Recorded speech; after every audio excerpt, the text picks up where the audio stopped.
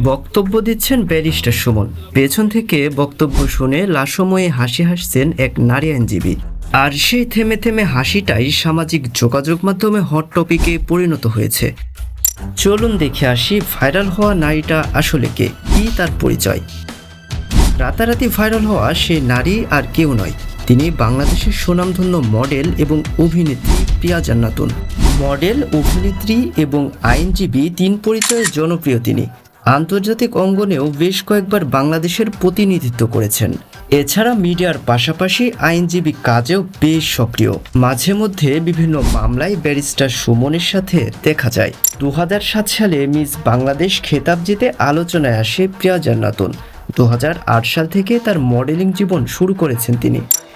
এরপর 2011 সালে দক্ষিণ কোরিয়া আয়োজিত ওয়ার্ল্ড মিস ইউনিভার্সিটি শিরোপা অর্জন করেন। 2012 সালে চোরাবাড়ি চলচ্চিত্রে অভিনয় করে চলচ্চিত্র জগতে পা রাখেন তিনি।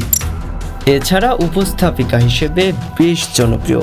তবে এই ভাইরাল হওয়া বিষয়ে সম্প্রতি গণমাধ্যমে দেওয়া এক সাক্ষাৎকারে নিজের প্রতিক্রিয়া জানান।